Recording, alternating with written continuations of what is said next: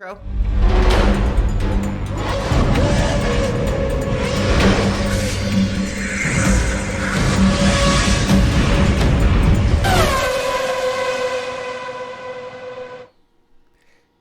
This is the Simpit. I'm your host, Sean Cole, joined by our guests, Amir Assad and Devin Booth, for our first edition, the pilot edition of 3Y, the Sim Racing Podcast. Welcome to the show, everybody. How you doing? Amir Assad, I got to get my directions right. Right there here. You are. You're over there for me. And Devin Booth down below. Hello, Slappies. Hey! As I was mentioning, today is our pilot episode of what is going to be a sim racing discussion show done once a month on the second Saturday of each and every month.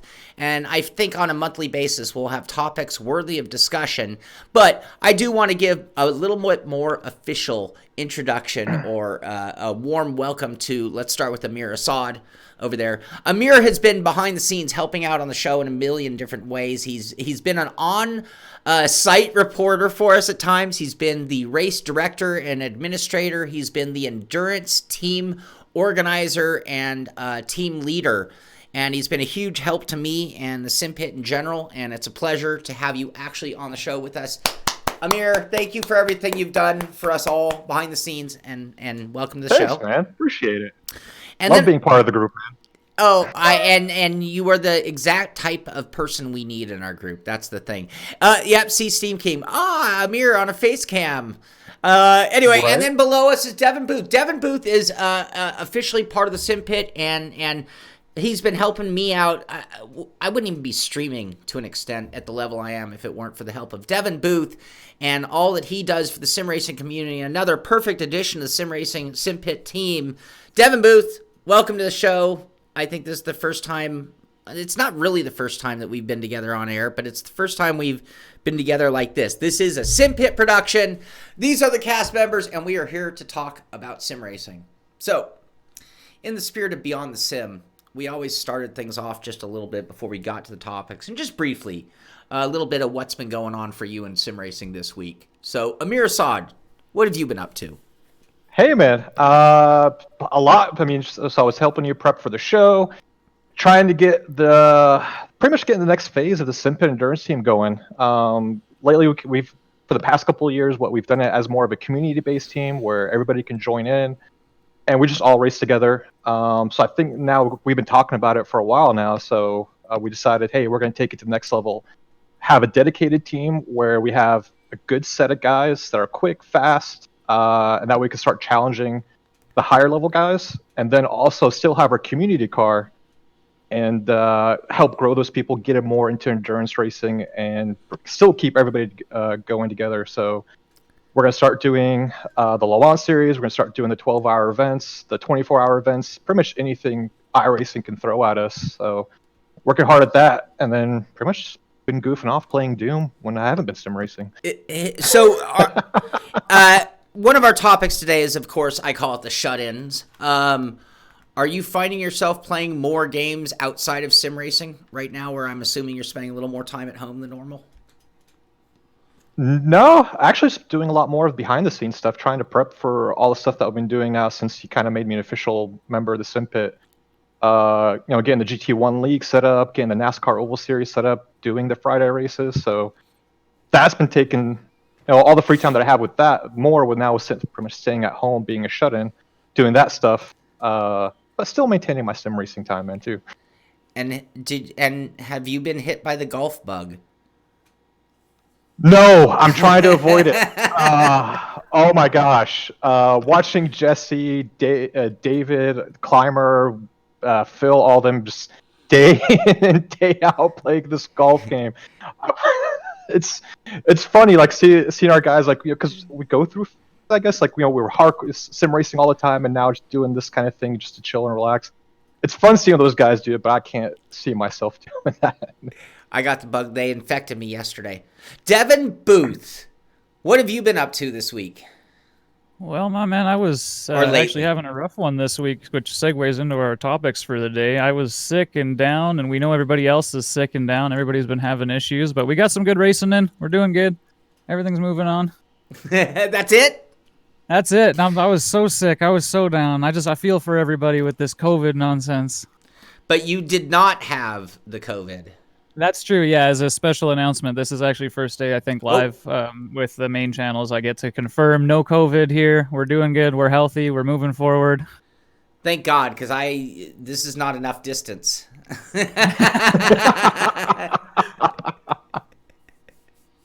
Oh wait, can you get it through internet transmissions now, or no? We're still not there yet. I don't know. Our guys are so contagious that I'm sure it could be done through the internet. Thanks, Tom.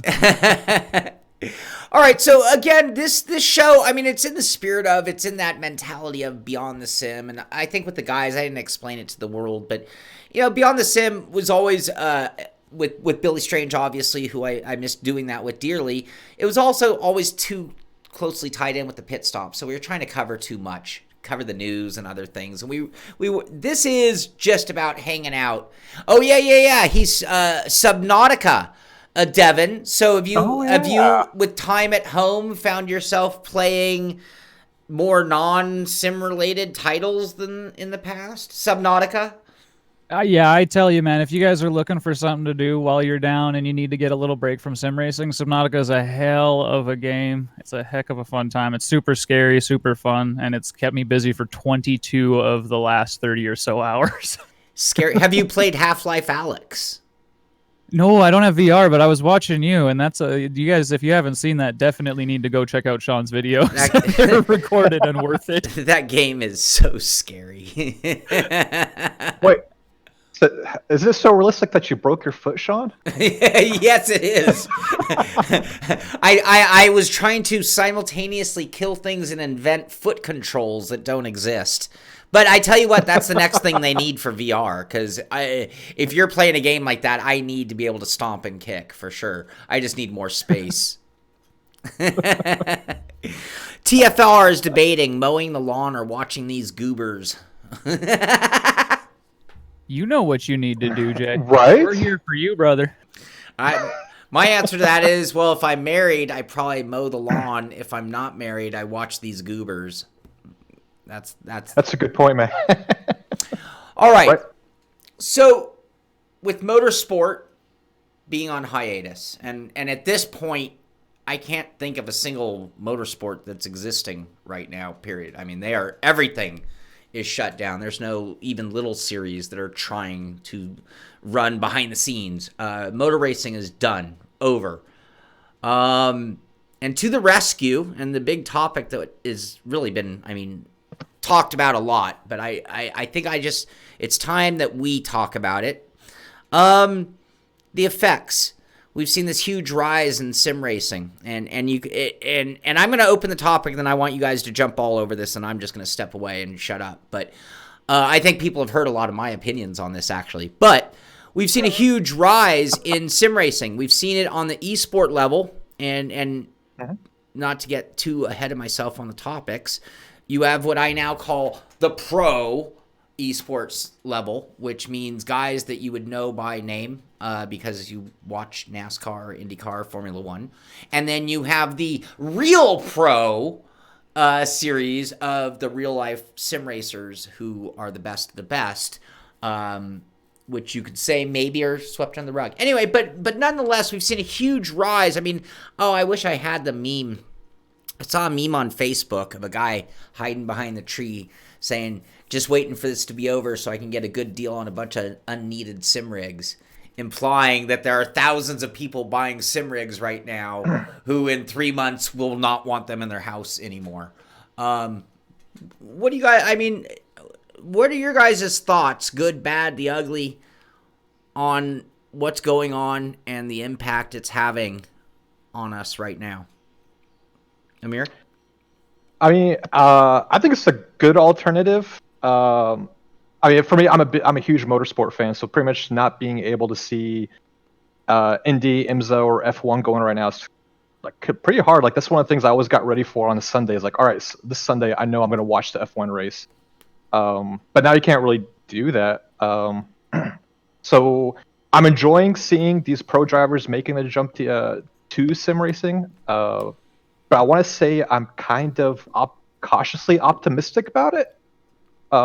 We have, I mean, for sure, we've seen a giant growth in sim racing. I mean, going into iRacing during prime time, you maybe saw maybe 7,000 people max online. And if you go now, you see about 14,000 people, so twice the amount of people and so many hosted lobbies. Before, I never had to scroll down to find our lobbies when we do our races, but now I'm having to scroll all the way down to see what's going on, where we can find our races that we set up.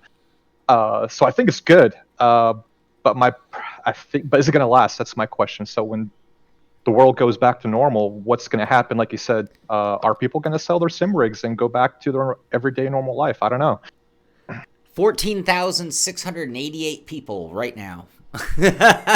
Oh, I just thought that was Batman, Josh. No, I actually dug that up, but nice. No, you're right though. There's at least double. I mean, like I went to go and get in a lobby the other day in the rookie Mazda of all cars, and the list. I had to scroll. This is the list of the normal hosted room, the practice sessions. And the list was this. I had to scroll down. There were that many rooms open because that many people are running at that moment in time. Yep. Yeah, it's insane. I'm loving it too. Because now you're seeing a lot more splits of races that weren't so popular. Now they're kind of making a little resurgence, which is good too. I mean, I know iRacing, other sims are loving it, just because the amount of people are coming back and kind of rediscovering their love for it, and hopefully it lasts. Yeah, I've seen a bit of that too. What about you, Devin? What do you think?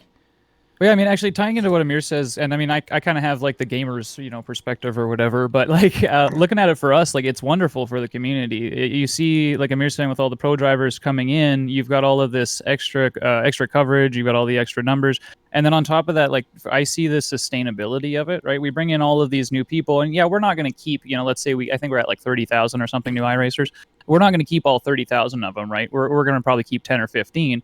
But those 10 or 15 or stay are going to be the ones who are invested in the sport or invested in the sim, So it's all around beneficial. Coke bringing their sponsorship over. We've got a bunch of other people now that all the pros are over bringing their sponsorships in, and it's just for us, it's going to continue to grow. And I think it's just all of the beneficial. There's going to be lots of controversies and stuff like that comes along with it. But even then, bad news is good news, right? Right. Have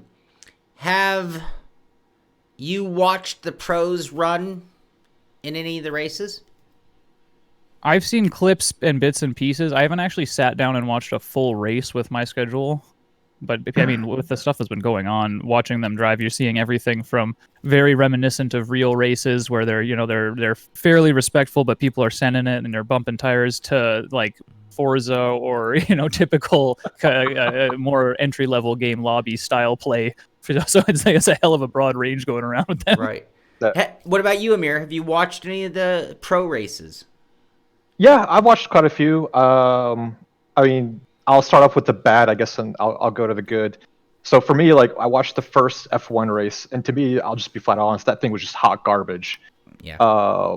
It was horrible. People were crashing into each other. You saw, what's his name, Johnny Herbert, just cut the first corner entirely to go from almost last place to first place, while 5 cars wrecked out. And I'm like, and seeing the amount of bumping and hitting in F1 cars is, it's odds. It's very hard watching that when you know these are pro drivers and they're dedicated to their craft, and then they're just playing, kind of like a brand new person that's getting into racing games. So that was kind of hard for me to watch. NASCAR, the first race was kind of the same way too. It was a little bit better, and I think they did. And I think as we've gone into a couple of races more, like they've gotten a lot better, except for the one incident we'll talk about, later on in the show. And I watched the IMSA race, the race. That one was amazing. The one the BMWs. There was a lot of respect between the drivers, and they took real good care to make sure they provided us a really good show. And I thought that, I mean, to me, that I think that's what the other series should emulate, is what the IMSA guys were doing. I think we're starting to see IndyCar and the NASCAR guys in iRacing doing that. The verdict's still kind of out on how F1 and Codemasters are doing with their F1 races. We'll see. I think a lot of these companies, there was a rush, a panic to get these online. I don't think any of the groups put much thought into it as much as a rush to be on the air doing it.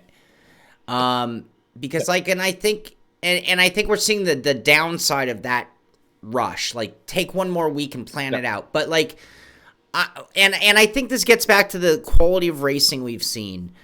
I feel like in all of the cases across the board, for the most part, well, I guess all for the most part, that they made everyone do it to an extent. Yep. And the reason I say that is because we've had enough people who have not enjoyed it, the pros being subjected to this, or haven't taken it seriously. And it's like, well, if you weren't going to take it seriously, or you're going to just come in to crap on it or dismiss it, then perhaps you were obligated to be there, right? Because if I'm a pro driver, I'm wealthy, which means I can be like, nah, I don't feel like doing that, right? Unless I was semi-obligated. So what I'm getting at is, had they taken, so now what I'm seeing, like I saw the latest race, that charity race, and it's like they're pulling a couple of F1 drivers, 6 of them, and a couple of like next tier, and a couple, and instead of making the ones who don't want to do it or suck and would embarrass themselves or pro racers, go into the lower tiers. And the same thing on the NASCAR side. It's like, okay, you don't need the entire grid. You need enough big names so that the fans at home can still cheer for a handful of them. And then it's a great opportunity to bring in those drivers from the truck series, bring in those drivers from the late model series, or even lower ranks than that, in order to get a better grid of competent drivers. And I'm hoping that we'll see them do a little bit of changing of the guard in that respect. Billy's saying the supercars took their time, and it was by far the best broadcast. And I think that was part of it. Like, enough practice races, perhaps. But again, it was like they just threw the whole thing into the deep end, right? And it meant that they had to learn the hard way in a lot of aspects, I think. Yeah. Go ahead. I mean, because I was gonna mention that. I mean, one of the Sven mentioned it in chat too.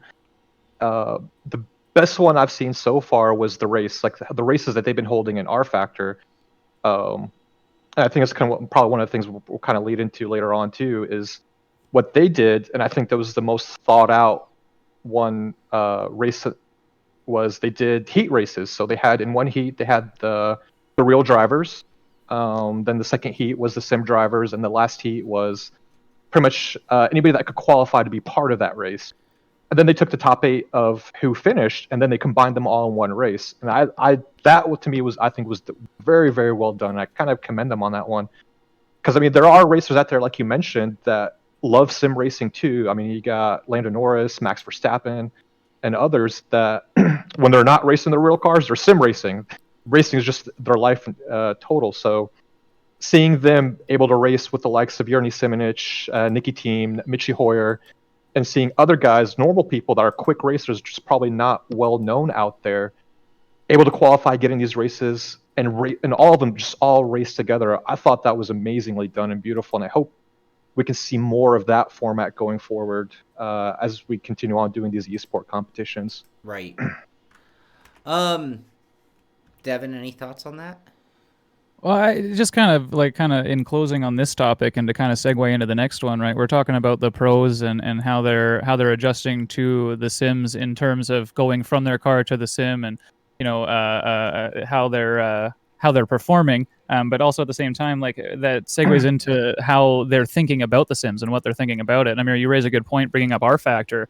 And that's kind of what I was saying with the Forza comment, right? It's not about Forza and GT being any less of a sim or less of a game or anything like that. They all have their place, but you can see the difference in the levels of competition with a title like F1 2019, where you have maybe a questionable physics model. It's more of a geared towards everybody type title, and the way that people aren't taking it as seriously, right? And then you have people in Forza, where you have something it's harder to get into. For one, the bar for entry is quite a bit higher, and then on top of that, you have another added level of competition, in the sense that the physics are going to be on par, or at least at least close to on par with more real world representation. And then on top of that, again, because it's harder to get in, you have the pros having a better opinion of it, making them more invested in it. They're going to perform better, right? And it's good to see. Again, like I said before, it's all positive to me. Whether even with the F1 games, and with the other style competitions, even if they are bad, maybe in the long run, the pros' opinions on those and the pros' experience with those will step up those kind of titles to a bit of a higher level, right? Sure. Now, so, and these numbers aren't exact, so don't quote me on it, but I think the viewership was like 40%. So in the case of the NASCAR, I think they were somewhere in the neighborhood of 40% of the normal viewership for that race on that time slot were watching the sim race. Now that 40% still equaled more eyes than have ever watched any esport event of any kind before. So on one hand, it was a huge victory for esports computer, gaming across the board, but it also was only 40% of the real viewership, or for the real life. Do you think that 40% is a sustainable number? Do you think that the general fans who tuned in for NASCAR but were given iRacing, do you think that they're going to tune in week after week? And do you think that this could hold the fan base for NASCAR as an example? Well, I mean, for me, it's like I said earlier, you probably take like half of that, right? And then I'll pass it off to Amir for your extended opinion on it. Mine's pretty easy. It's just, I think about half, easy peasy. Yeah, I mean, I kind of agree with Devin. I think we're going to see a drop off in viewership as we go, but I think it also depends on the quality of the races that they put on too. So, like I said, with NASCAR, it started off a little rough, but as the races have gone on, they've gotten a little bit better as they go on. Same thing with the IndyCar races. So I think it is. I think it can be sustainable. Just probably the viewership might decrease a little bit depending. But if they can keep on providing a good show and them getting better in the sims, as kind of what we see in real NASCAR or IndyCar, I mean, it can sustain itself a little bit. I don't know if it will be able to sustain itself in the long term. We'll see. So there are two things that come to mind for me that I've been watching out of the corner of my eye a lot of these events. I'm not sitting down and watching them, but in all fairness, that's kind of how I watch real life racing unless it's a really big race. I turn it on, I watch the green, I do something else, I'm watching it over there, I hear something, I pique my interest. The IndyCar race this week that I watched, the top half of the grid all could have beaten me. So this was the race. Sage Karam dusted everybody, but second through eighth were nose to tail and only like 3.5 seconds back or so of Sage. And I'm like, I've raced against Sage. He's fast. He'd leave me with a bigger gap by that point in time. So half of those guys looked good enough to hold their own against any group in sim racing. And we're seeing that from a lot of the speaking of which, the NBC sports channels starting at 11:30 with iRacing. I just got a friend just sending me a reminder, hey, iRacing's on. But yeah, I saw a real improvement on the upper half of the grid. The other half looked like us in the truck race last night. Don't mention that. Don't mention that. Not one of today's topics. Now, here's the other thing. Getting back to my question about the sustainability of it as a entertainment for the masses. I was watching the NASCAR event. I don't recall which one. And it was the Jeff Gordon announcing crew. And the race literally finished 3 wide. Literally 3 wide for the finish. Oh, yeah. And they were like, oh, and so won. And I'm like, oh my God, if that had been a real life race, Darrell Waltrip would have jumped through a glass pane window in excitement. The announcers were like, yeah, and Joe Blow wins the race. And I'm like, oh my God, there was like a bump and run that caused 3 wide, and that's all the excitement that you're going to give it. And I'm like, well, if that's, and I don't know if those guys are loving it or hating. I really don't. I'm just telling you what I saw and heard. And I'm like, well, that wasn't very enthusiastic. All right. Well, what do you guys... So the other challenge for sim racing in this new limelight is its perception. Perception by drivers who are now maybe trying it for the first time. When I say drivers, pro drivers. driving the sim for the first time, and also the perception of the public viewing it as well in the same kind of light. But we've heard a variety of opinions coming from guys who we don't normally hear on the topic of sim racing. You know, we expect to hear from Lando Norris, Max Verstappen, but now we have 100 guys who we'd never heard discuss sim racing in their lives who are now getting very vocal about sim racing. What do you guys think about what you've heard? I'm going to let's leave one situation till the end of this. And I think you guys probably know what I mean. But what do you guys, we're hearing the voices. I mean, I've heard a variety of things from Formula One drivers to oval racers on their impressions of sim racing. What have you guys heard? What's your takeaway from us being in the limelight in that way? I'll take it first, I suppose. Go ahead, Devin. My big thing, I think, with everybody's impressions is like I think we're starting to realize now that like setup and preference are more related than I think people realize to how the cars behave. Like, I mean, we have had for years now, obviously, people that are sim racers, right? Primarily gamers getting into sim racing, complaining about physics, complaining about tire models, complaining about force feedback, or praising, right? And then now we have this huge group of pro drivers coming in, and we have the same thing. We have people coming in saying that it feels like crap, it feels great. Ice skating is one of a comment that you hear quite often. There was one of the Indy drivers talking about at low downforce how the cars should have amazing mechanical grip and they're spinning out and these kind of things. But at the same time, we have other professional drivers. Like, for instance, with the TCR, there are professional drivers out there, and some of the people in the crew, actually, that we know personally, that are that have driven and or do drive the Audi TCR, the RS3. And the owner of the car that they scanned for iRacing, the car that they actually scanned and was set up for Laguna Seca, loves the car, loves the force feedback, even did a side-by-side drive on Laguna Seca in sim and in the real world, so you could see the inputs were virtually the same.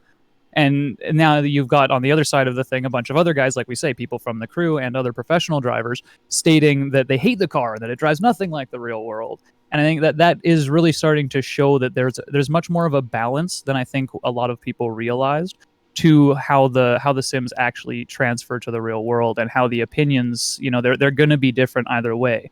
And it's neat to see. It's good to see, and I think in the long run, with all the people giving their opinions and stuff like that, that we're going to see a lot of progression in how the setups work and a lot of progression in options and that kind of thing.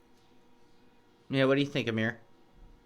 Yeah, I agree. I've seen pretty much just like a split decision within the community. Some people say they love it, and others say that they hate it. And personally, I would love hearing more real race car drivers talking about how the cars behave in the Sims. Obviously, some are going to complain, some are going to love it. Like we've heard the comment, like ice skating, or this car drives like a Miata. And in a way, I can agree with them, and also disagree with them. Like, you're never going to be able to get what the cars can do in real life and actually implement it fully 100% into the sim. There's just no way. Like, the Sims right now can't do that. I don't think we're at a point where technology can grab all the details from real life when it comes to physics, feedback, and everything, and be able to put in a sim and have a one-for-one how the car drives. And so actually, me and Billy Strange were talking about it in chat last week.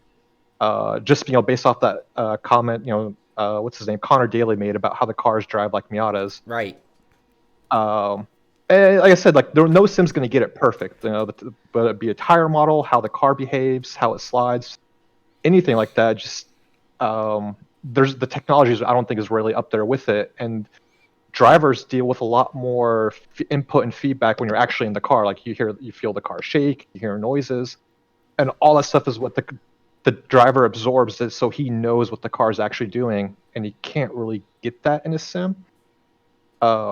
But on the other hand, I would love, like, for iRacing R Factor to take these inputs from the drivers and try to make the sims better for us too. Because Sure. I mean, we want to drive our favorite cars. Like, I want to be able to drive the Mercedes GT3 just like it drives in the real world, and expect it in the sim.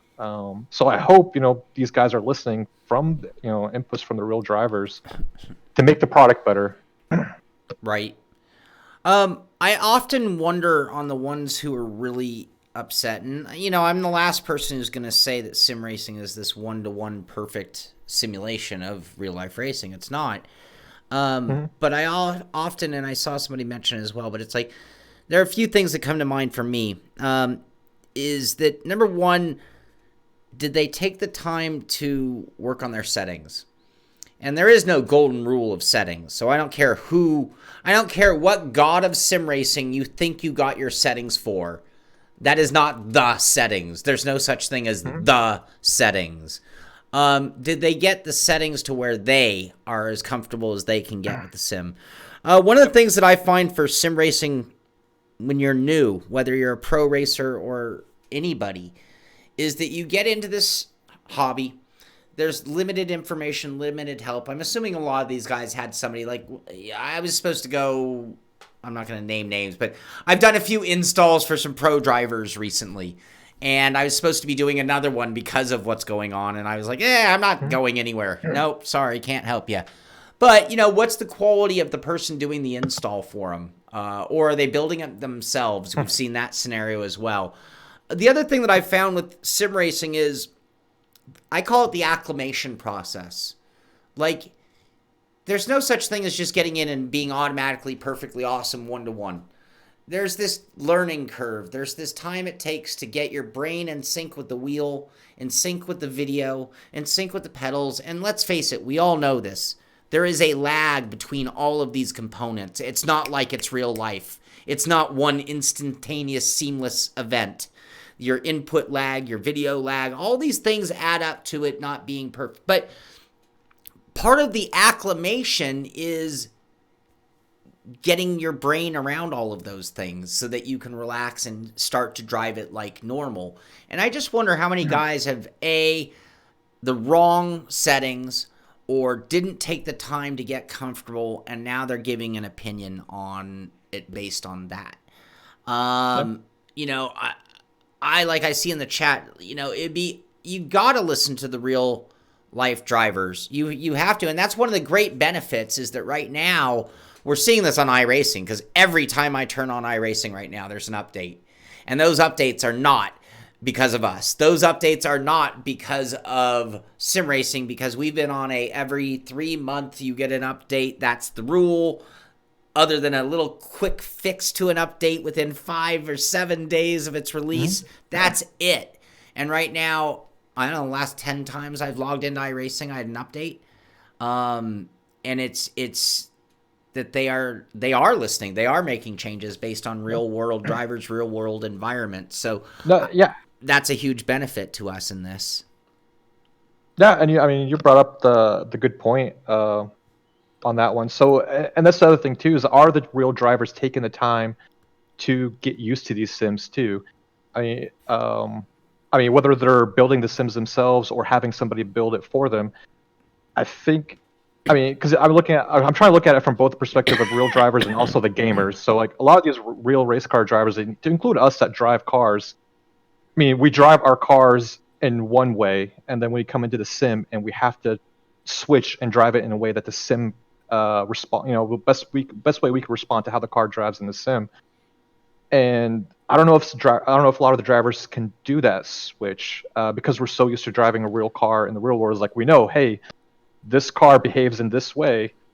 So, but then when I drive it in the sim, like it behaves completely different. Whether from the lack of input or just maybe they did get the coding wrong. I don't know. So I think that's where kind of like the gamers have a leg up. The ones that haven't really driven cars before, they have a leg up because they treat it as a game. And so their inputs and everything's based off of how to pretty much be better in that game. So that's the one thing I'd say, like to drivers too, is just like take the time to get used to how the sim drives. Is it going to be 100% to what your real car is? No. But I bet if you take the time to adjust, you could be a lot quicker in that car too, and still have some fun too. How much? There was something to, Go ahead, Devin. sorry, there was just to say there's something to add on about the whole like the thing with the people being in the same car and different opinions and that. And you made me think about it. And this is a little bit technical, but with the new Porsche, for instance, they got that GT4 in iRacing. And there's some people have been just like tearing down that car because they get into it and it doesn't behave like they believe a Porsche should. But again, what we were talking about with the whole setup and preference thing, when I get into that car and I look at the baseline setup, it's got negative rake. So for those of you guys in chat that don't know, that means that the rear end is sitting lower than the front end by about 10 millimeters. If you take and you drop the front end and bring the rear end up and give that car a rake, it then starts to perform like that over-rotating rear end swinging around Porsche that you expect it to.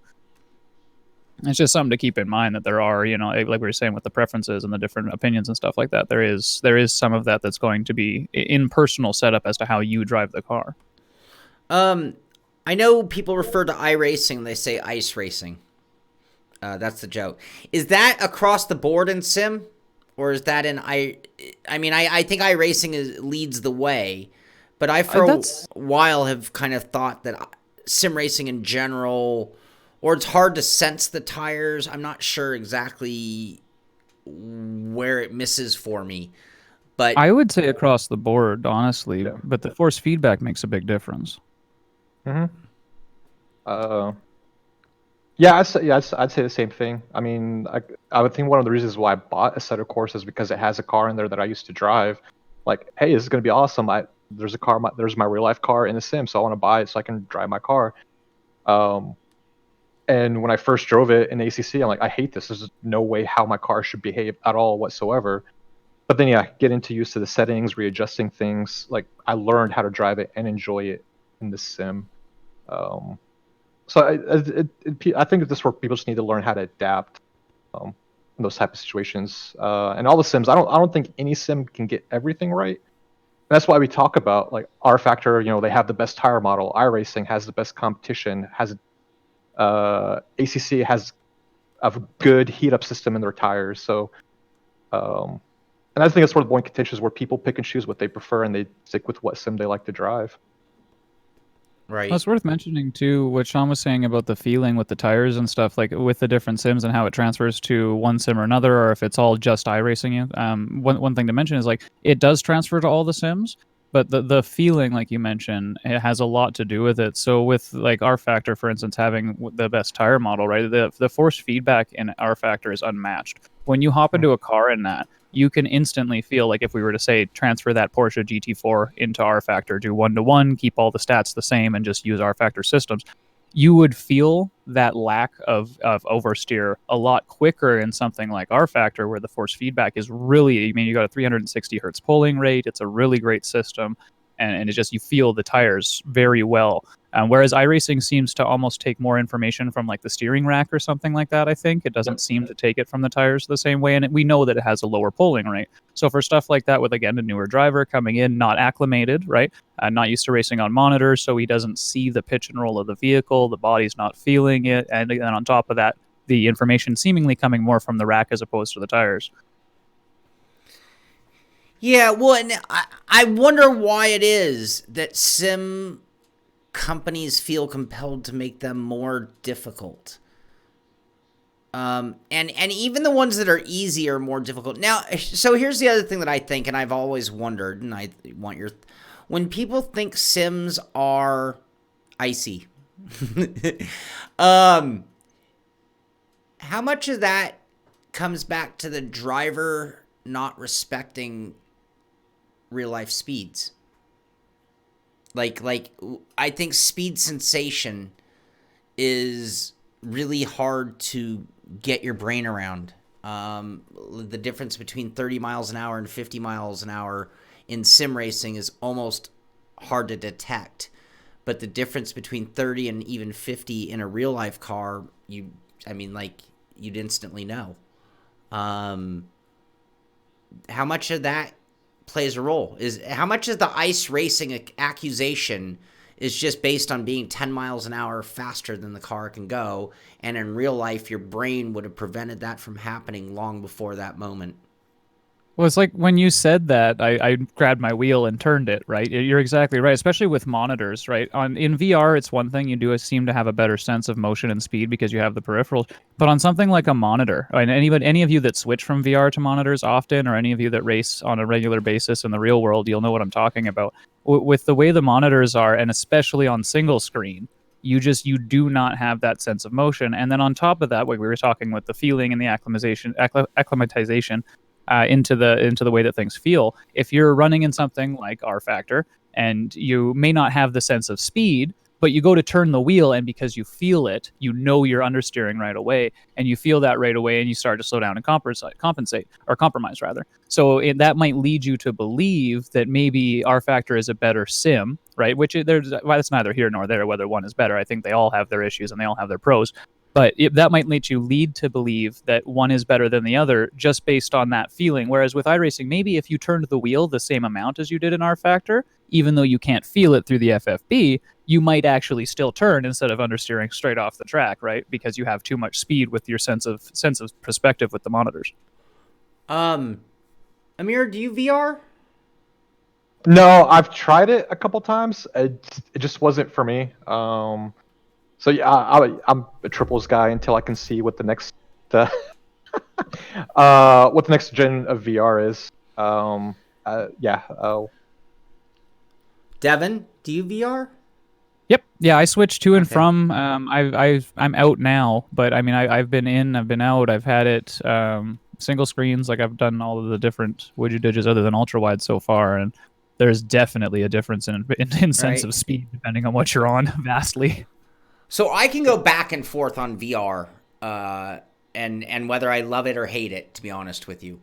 And it's that extreme, by the way. It's not like I'm not 50-50 on VR. I love and hate VR simultaneously. It's not like, oh, it's just okay. No, it's incredibly awesome, and it's totally terrible.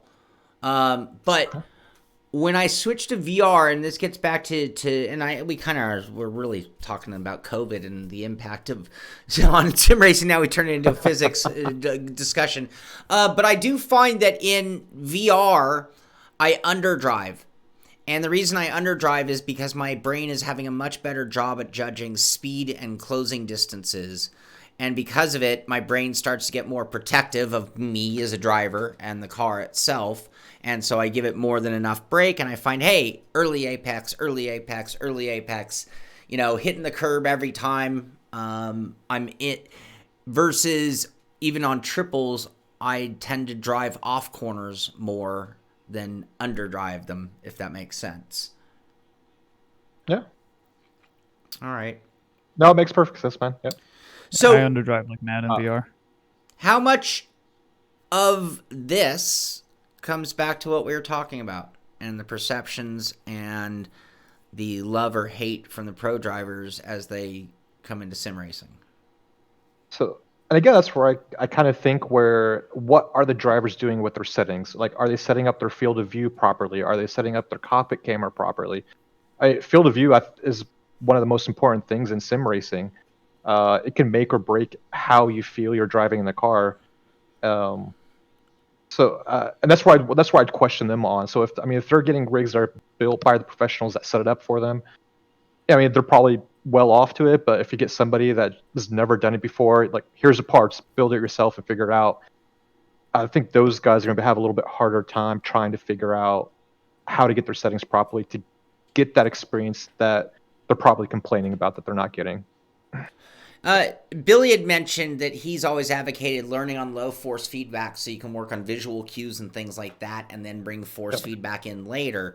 That kind of goes back to what I was saying also about acclimation. I wonder about these pros as some of them who've said some not favorable things about sim racing. And I think, well, if you just jumped in and used factory settings and just jumped in, I can see that might be your perception. Like if nobody steered you in the right direction. On the other hand, I find that you make some adjustments to your settings, and then you go back out on track, and you adjust those new settings as you're still acclimating to the sim. Yep. And then you go back, and then it all kind of comes together. But if you don't take that time, then you might as well pick up GT Sport and just, somebody referred to that as being ice racing. It's like, cool. Well, then just go do that. I mean, but this is going to take time. I mean, real life racing, it's like, wow, there's a reason they have preseason testing. And kind of the same thing here. You've got to put in a little bit of work to be competent in it before you're going to have a chance. It's not, I mean, I would think most pro drivers would want that if they switch disciplines, right?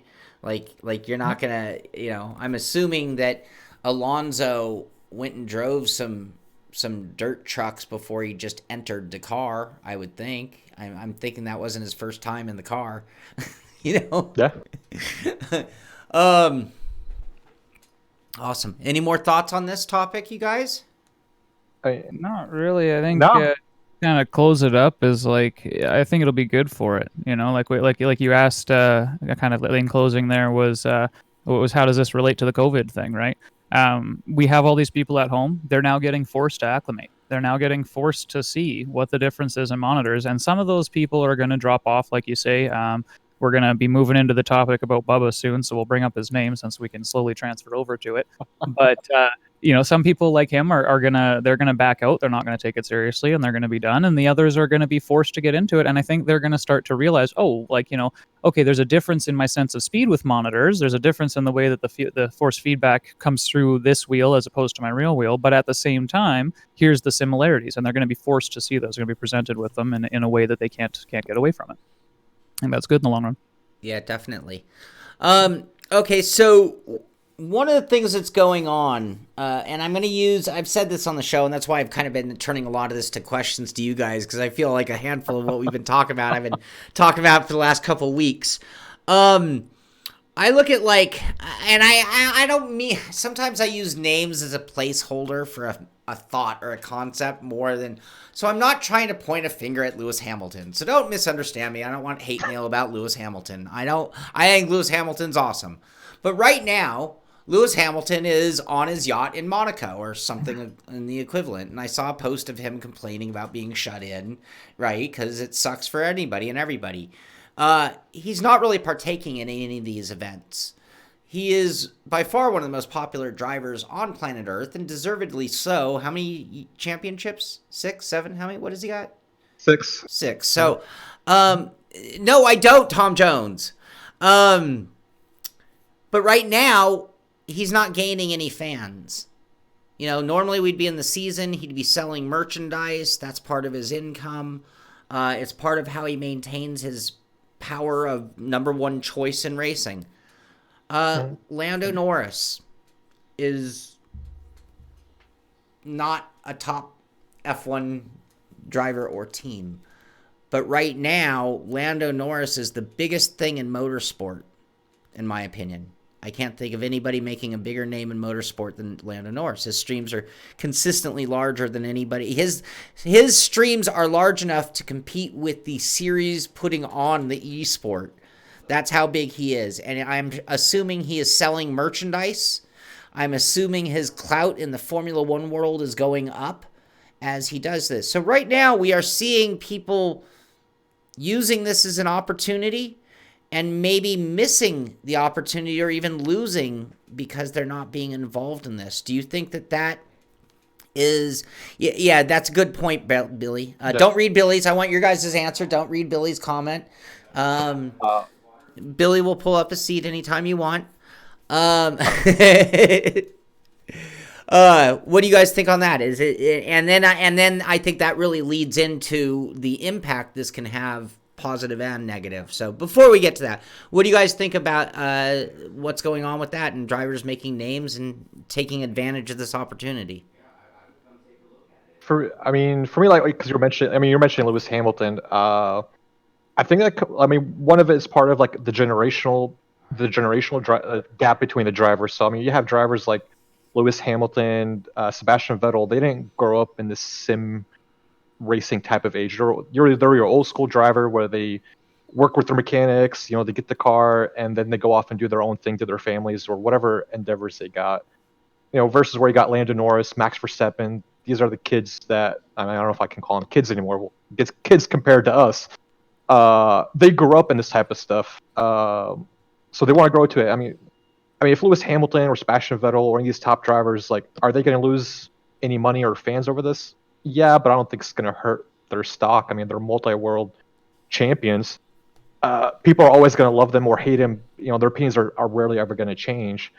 But I think it's great for drivers like Lando Norris, and now you got Charles Leclerc, Max Verstappen. These guys are doing these esports stuff to grow their fan base because they're young drivers that are still very hungry and want to make it to the top of the mountain.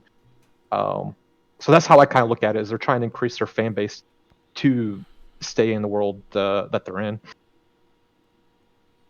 What do you think? I'm on the same page. Just the same page. Like everything's, it's going to be good for them, right? Like the Landos and the Verstappens, the guys that embrace it, the guys that are taking the time to learn it, and the guys that have already learned it and now are using it to expand their fan base and expand the community. I think that's great. And that, like you mentioned, with the other guys that are a little more hated on it, like Vettel and then those guys, Hamilton. It's just like, I think they're shooting themselves in the foot. I think they're losing out on an opportunity, and they're, in the long run, going to hurt themselves. Because when this comes back and the world starts to bounce back again, I could see, maybe not next year, because F1's got the contract with Codemasters, but you could actually see, if all these events go well, F1 approaching someone like R Factor and getting things done properly. And then at that point in time, seeing parallel races, series going along with the F1 where you can compete at home, which would generate all kinds of amazing support for the community, all kinds of income. Like, it's just the younger guys that are taking advantage of it are doing a great job. Do you think with what's going on with Lando right now that we could see his face on the cover of F1 2020? I mean, there's no way in hell that would have been the case 3 months ago, right? But now, I mean, they have to think of him as the poster child for Formula One right now, to an extent. Okay, so this is the perfect lead-in. I think it's safe to say that Lewis Hamilton has nothing to lose by not being there, or very little to lose by the comparison of how much Lando Norris can gain by being there. Now, Lewis Hamilton is certainly not losing as much as potentially other people in this world based on participating in these events. So let me play this clip really quick. This is compliments of Austin Oganowski, and we've played this on the show already. But I want your guys' opinions. I'm gonna pose the questions to you.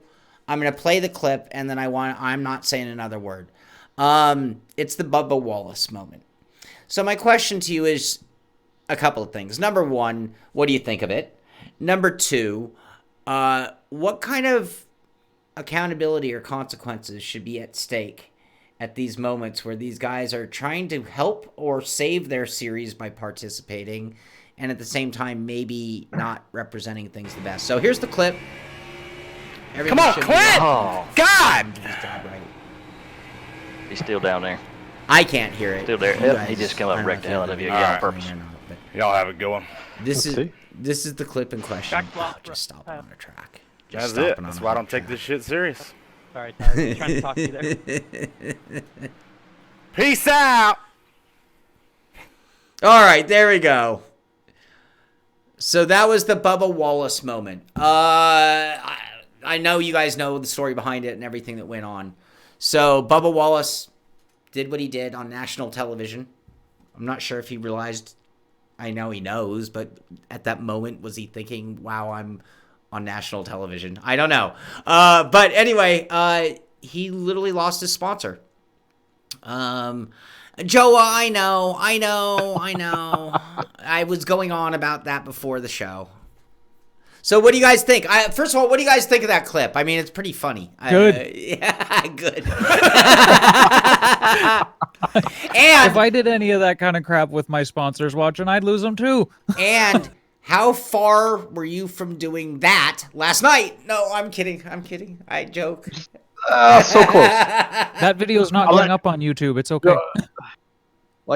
Screw it. I'm getting out of this race. No, I'm torn, really, to be honest. I can't help but think there's probably things that were going on behind the scenes between him and his sponsor that kind of led to this. I don't know. I'm just assuming right now. But I mean, NASCAR's trying to do this to keep the fans engaged, trying to do things to kind of keep real life, real things, normalcy, trying to keep some normalcy going on.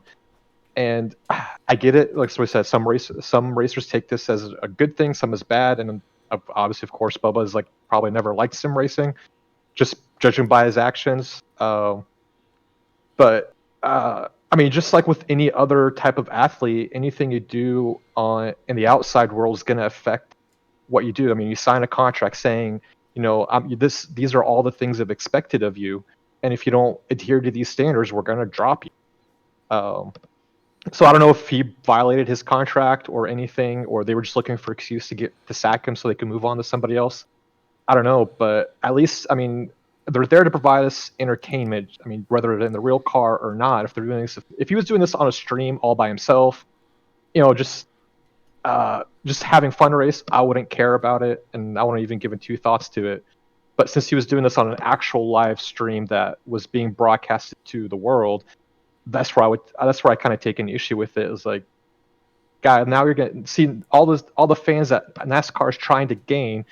You kind of probably put them off to it just by your actions on the track. I'm assuming there was never a conversation from the sanctioning body, being NASCAR, or from the broadcasting studio, Fox Sports, talking about conduct.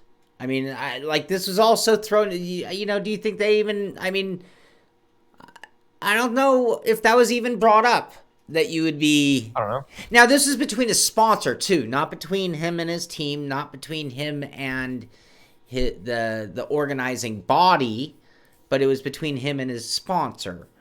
I also kind of wonder what you were saying, though, about, and I hate to say it, that it was, there might be some cleansing going on, and I hate to say that this would be used as an opportunity, but right now I think there are some people who are losing their jobs who it's very unfortunate, and there are probably some people who are losing their jobs where the company's like, oh, what a silver platter opportunity we got because we finally got rid of Joe Blow and we didn't want him anyway. Yep. So I mean that could be the case. That's rough, though. Can you imagine? I mean, that would really suck. I feel so bad for the guy because, sponsorship is precious. And, this gets back to something else about getting back to the beginning of our story and maybe getting back to a different note. But this COVID thing, you think how many people, this was the year they pounded this, they carded, they did whatever racing. This was the year they hit the streets. They got themselves a sponsor. They got themselves a ride, and now all that's sitting in a truck. And, you don't always get, I mean, we could bitch about it. I mean, every generation's had their thing.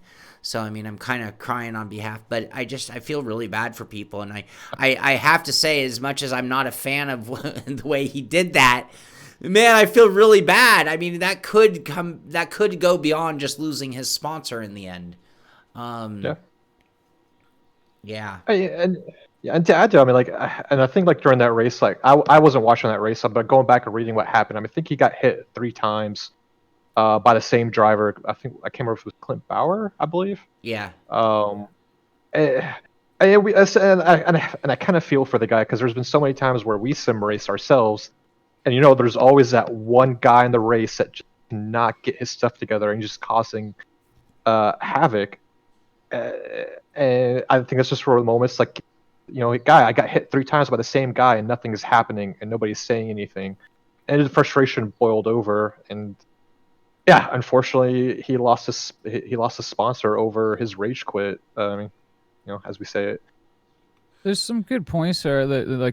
Sean, what you were talking about, we had a comment there from Wisdom. It says, sure, we're in a new water with sim racing due to COVID, but if the proper protocol was in place in sim racing for things like that not to happen, then Bubba would take it a lot more seriously. And you're kind of talking about the guy that's hitting him 3 times. And when you watch that video, I mean, I don't feel bad for the guy. I think he should have lost his sponsorship. I think that was appropriate.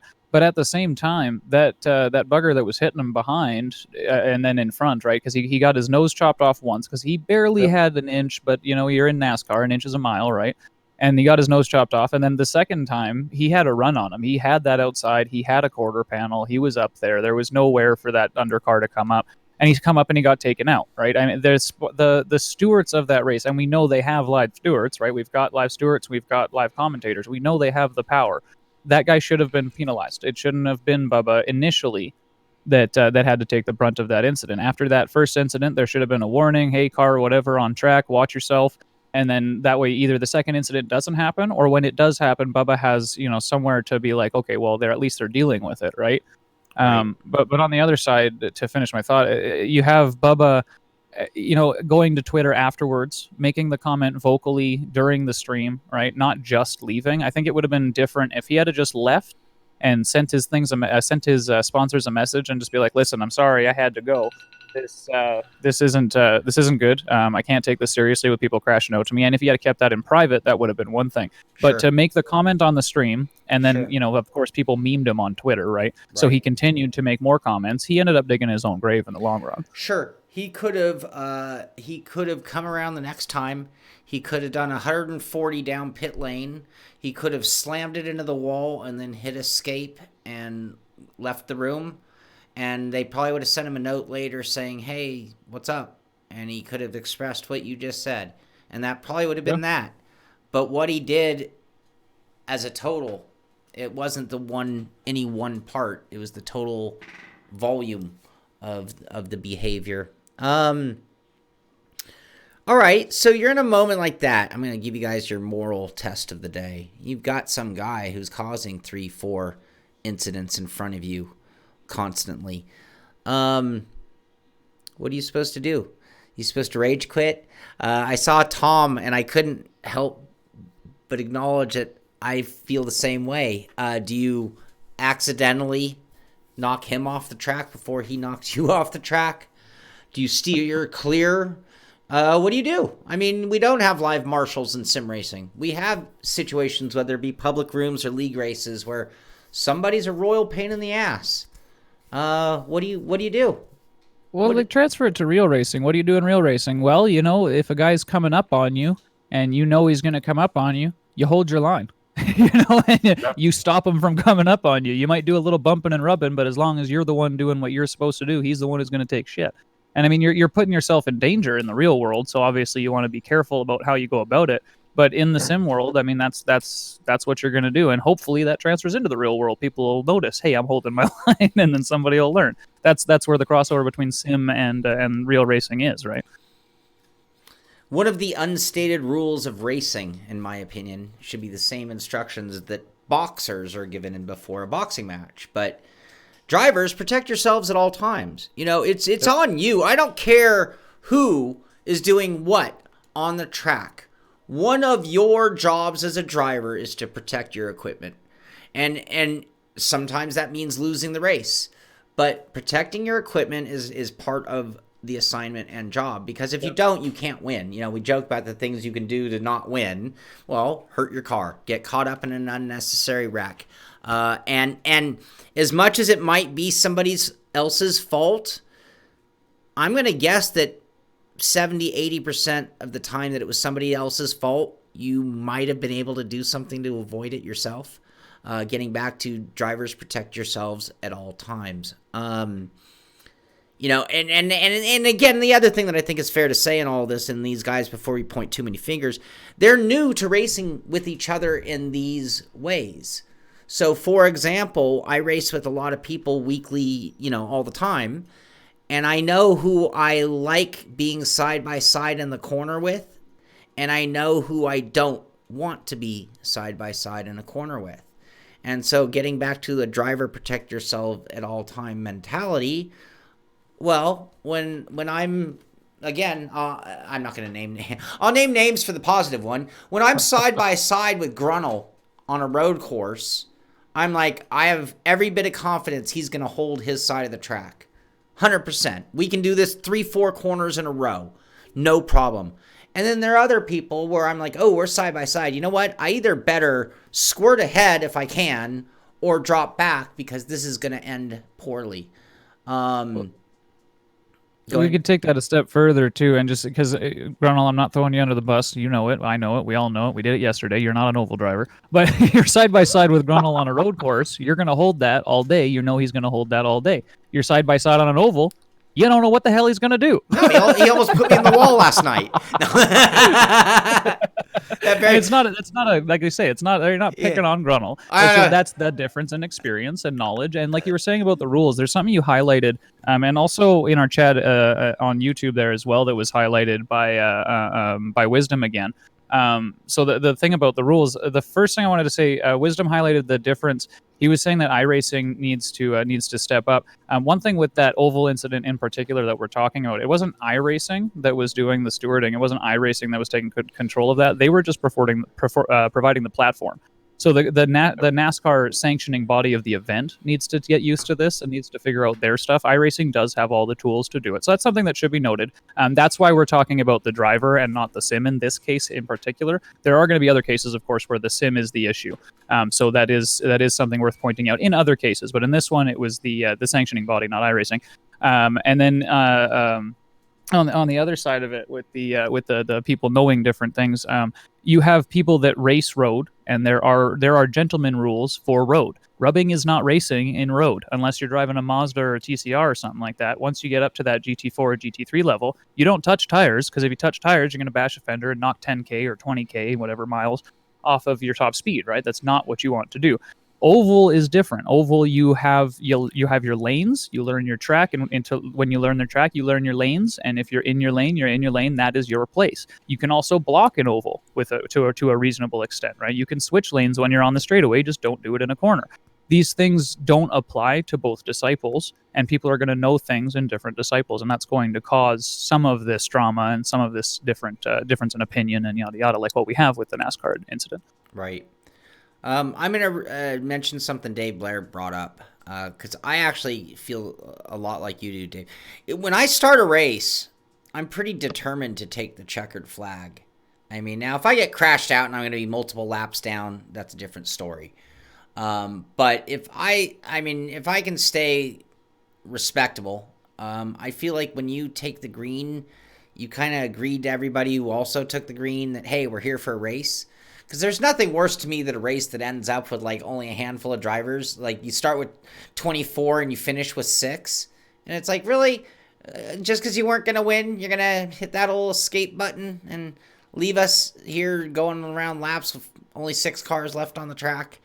So I'm not a huge fan of quitting races to begin with. But unless there's ice cream involved. Yeah, well, I mean, there are a few that come to mind recently. There are a few where I was just completely out of contention. So it was like, well, I'm not going to come out just to get in the way. And then there are a few that were just truly where I'm like, I'm done. I'm going to eat ice cream instead of race because I'm really, really frustrated. Much like Bubba Wallace. But, you know, I also don't have sponsors like that, and I don't scream too bad about it either. Ice cream and cookies. Yep. If I get wrecked out, I'm going for my sugar fix. That's for sure. So as we start to devolve into ice cream and cookies, we're over an hour now. We do want to keep this show rolling and at a fairly good pace. Maybe we should go through our last final thoughts here, kind of on everything. All right, why don't you kick it off, Devin? All right, so I mean, like I said, I'm pretty easy for the most part when it comes to all the the COVID stuff. Just so we kind of know what we're talking about here. We had 3 topics today for any guys that are joining late, and we're going to kind of close it up. We're talking about the effect of COVID on sim racing, how that's kind of happened, the difference in opinions from the various different drivers getting into sim racing, how it's affecting our simulators as well as the media platforms and all that kind of thing, and then lastly the incidents with Bubba Wallace, where we have drivers saying that they're not taking the race seriously. So starting from the top, my personal closing opinion on it would be with the COVID thing, I think obviously it's a hard time for the world. It's going to be difficult for all of us. And as long as we continue to remain sympathetic to those of us, because we have friends that are dealing with this. I had my scare. We have friends that actually do have it. We likely have friends that are going to pass on, and it's a hard thing to deal with. So as long as we recognize, know, and acknowledge that this is a hard time, I think we can take the good from the bad, so to speak. You know, we're stuck at home. We're using these kind of races to support people that are stuck at home with COVID, to support people that are stuck at home sick. The people that are working and stuff like that, that are keeping our economy going right now, putting themselves at risk, the frontline workers, we're keeping them entertained. You know, we're having not just us as the Simpit, but us as, you know, the NASCAR body, the F1 body, having all these races is giving these people something to look forward to that they wouldn't otherwise have with all of the real racing events closed down. That segues into the second point, being that with all of this attention, you know, we have a lot of updates, as we talked about. iRacing's getting updates sometimes twice weekly, sometimes daily for 3-4 days. R Factor's getting updates, ACC's getting updates, everything is getting updated as much as possible. Even Dirt Rally added spectator cameras and stuff like that, which is something that we wouldn't have seen in a rally title. You know, you don't have spectators in a rally game, so even Codemasters is stepping it up and bringing in new and exciting things for us to do. And then in closing, with the way that the opinions are going and stuff like that, I think we're going to see we're going to see a change. We're going to see, I think, people taking it more seriously, specifically with this incident with Bubba. Right, we've got this guy saying he's not taking it seriously, and it's going to bring in, I think, good things in the long run, but it's going to create a lot of drama and trouble in the beginning. But that just gives us topics to talk about, right? So, I mean, Sure. hey, Right. it's a good thing. Sure. Amir, any final thoughts for you? I mean, Devin just summed up everything I was probably going to say too. I mean, yeah, with everything going on, man, I think what these guys are doing for us when it comes to sim racing is great. I love it. And hopefully we can continue on as the world starts getting back to normal again. But I mean, it is providing us entertainment in places of things that we just can't do anymore for the time being. So, I mean, I applaud them for everything they're doing. And I hope they keep on listening to the fans to make things better, keep making things better. I mean, I haven't seen anything get worse from these events. They're only getting better. So I hope they continue on that trend. And same thing going from the real racers. And I think, yeah, like Devin said, I mean, these real races giving their inputs have been tremendous in getting these updates to the Sims. I mean, for other things, like, I know we didn't touch on that point too. Just like the one podcast where iRacing talked about, let the racers talk to us first before they go out and talk about the Sims. Yes, I'm glad you brought that up. I agree completely. I mean, I agree with iRacing on that one. I don't think the drivers are being silenced on that. It's the same thing if you're in a real car. You go talk to your team first to get the car to what you're fixed or the team fixed before you go out and talk to the public. So that's hopefully iRacing's being acceptable of what their comments are to make the Sims better, because it makes it better for us in the long run. Sure. For the ones that are still going to sim race. Yeah, and I think what you said there is really relevant to the coming to iRacing first. You know, we the people. Well, forget it. I'm gonna, I paid for it. I'll go public with my thoughts. But these aren't we the people. These are people in the works with NASCAR and iRacing on this. So to act like they're just freelancers all of a sudden, with that, I agree. That's a little. It could be more controlled, and that's fair, for sure. Yeah. Oh no, I'm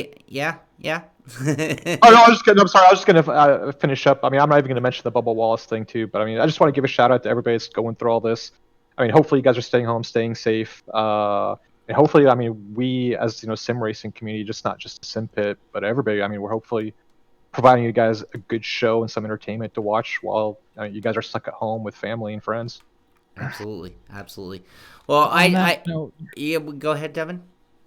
On that note, I wanted to do some shout outs for stuff that's upcoming, unless you have some more to say about the topics. Yeah, here, I'll just give a little thought, then you get on to some upcoming. I just, I love, I really go back and forth on a lot of things. I always try to look at, and think of the way I've done my show through the years. It's the pros, the good, the not so good, and the bottom line. The pros, the cons.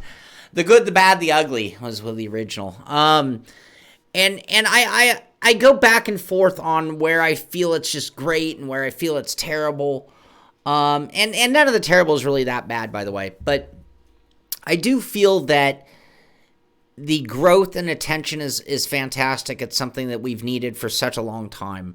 I feel like right now it's really good that all the sim companies are literally like having a hard time keeping stuff in stock. None of these companies, even the biggest of the companies in the sim racing world, it's not like these are huge, massive companies making money hand over fist. Most of them are just doing this out of passion as much as anything else. So I think it's really good that sim racing is getting some much needed support, which is going to turn into longevity. It's going to turn into more research and development, because when these companies have more money, they can spend more money on making more and better products. It means that when a lot of companies have been downsizing or shut down, that our sim companies are actually thriving and might be expanding on the heels of this. So I feel like it's all good. I also feel, and I'm not going to go away from my thoughts, I know for a fact that if tomorrow they could race real cars again, that this will go away overnight. Like, they will cancel the last 3 races of some series they put together, because now it's not just one-off races. Now they're like, oh, here's our 6-race series. It's like, yeah, well, what if they turn racing on tomorrow? Yeah, well, we'll cancel that right away. And I'm okay with that, by the way, because they can't take away the attention we've been given. They can't take away the endorsement they've all given us. And whether they came out and said it, and whether they say it after they turn off the light switch, I don't care. You can't take away that so many sanctioning bodies, drivers, broadcast teams had to praise and love sim racing. And I think that's just awesome. And it's an impression that's made on a general public that even when they turn it off, it's going to make those conversations that much easier. You know, I joke that a sim rig is the girlfriend killer, right? Good luck explaining that to a girl. I also have always kind of joked, good luck explaining what we even do to somebody you meet. You know, you meet somebody and you're like, they're like, what do you do? And you're like, sim racing. Like, what's that? Like they've never heard of such a thing. And then you're like, oh, well, and they're like, oh, like a game? And you're like, no, I mean, like, we race, like, for real. And they're like, oh, okay, you know, and I feel like our conversations with the general public just got made that much easier from this day forward, or from this period of section of time forward. So I think there's some just great aspects that we win, and I don't think any of the negatives that we could possibly point a finger at will last. Like, so anything that you could bring up in all of this, I don't think any of the negative aspects are going to stick around or have a negative lasting impact on sim racing. Even the Bubba Wallace quotes, even, you know, guys who say it is so slippery it's like a Miata. No. I don't think those will be lasting impressions. Anyway, so yeah. Anyway, all right, Devin, that's my final thought on that. What do you got going on? What's up? What's upcoming? So, you know, just because I'm the one who talks too damn fast, I wanted to spout it all out, guys. We have a lot coming here. We're super excited to announce that we have some leagues coming up right away for the Simpit that I'll be hosting. So if you guys take a look, upcoming next week on Sunday, we're going to be starting out the Sunday Shit Show series. That's going to be running in Rallycross cars and Pro 2 trucks Sunday nights at 5 Pacific. So that's Sean's time, so everything's standardized to Pacific, so you guys know. We'll also have the Tuesday Night Mustangs coming back following that. So not this weekend, but the next week. Again, like I said, Sunday Night Shit Show and Tuesday Night Mustangs on my side. We also have the Simpit Road Series on Sundays. If you guys haven't signed up, you'll see notifications on the show every time Seaner's over on doing the pit stop. That's Monday, Wednesday morning, and Friday afternoon. Get signed up for that, guys. Again, you guys search on iRacing Simpit Road Series. That's in the GT1 cars this week, I believe. We're running at Monza on the weekend. Yep. And then on top of that, we have coming soon, Mr. Amir Assad's put in a lot of work for us getting a Friday Night Oval League. Those of you guys that have been running with us after the Friday Night Pit Stop, you've seen we've been having a hell of a lot of fun on track. Things have not necessarily been easy, but it has been entertaining, if not for us, then at least for you. But I think with it going to be a league, we should see a little bit of tightening up and a lot of learning. And keep in mind, guys, I just want to do a little bit of a shout out as I'm talking about the oval stuff.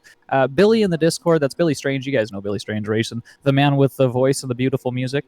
He is going to and has offered to do a little bit of help. So if anybody needs to, you guys ask for help. If you need help with the road series stuff, I mean, I'm totally happy to lend you a hand, setups and that kind of stuff. And assistance. We have guys like Billy. Tyler's a quick runner as well. and chat there. Sean, of course, if he has time. Amir as well. Dave Blair, all of us that you see Mark around. Michkowski. Mark don't forget about Mark. Michkowski on the top of the board. Yep. As well, ask for help. And then one last shout out on my side for our good buddy Morano Jr. That's Ace of Deuce in either the Twitch or YouTube chats and the Discords. He is our winner for last month's Simpit Road Series. That's the Mazda series on Sunday nights. So look forward to a t-shirt from Rick Motec and a Simpit t-shirt as well, because he won the cleanest driver as well. I do have to do a double check, but I'm 99% sure, so we're doing the announcement. Cleanest driver and first place in points. Ace of Deuce. Well done, buddy. Morano. And, he's like he's one of my new I gotta get that guy. Another ringer. All right. Awesome. The rivalries we build up here. Oh yes. All right, well, you guys, this has been fun. Everybody out there, if you've enjoyed today's show, this is 3 Wide with Devin Booth, Amir Assad, and myself, Sean Cole. We are going to do this at 11 a.m. on the second Saturday of every month. Of course, we'll always give you some heads up on the pit stop in advance of that. But yes, if there are ever any topics that you think that we should talk, this is the point of this show. This is really going to be sim racing discussion. Maybe sometimes we'll have some videos. Maybe sometimes we'll have some special guests. Maybe sometimes we'll have some topics. Maybe sometimes we won't. I don't know. But the point is to hang out and be able to just talk about some of the things going on in sim racing and have a good time doing it. So I've had a blast. How about you guys? You have fun? Oh, yeah. Great time. Oh, hell yeah. Great time. Awesome.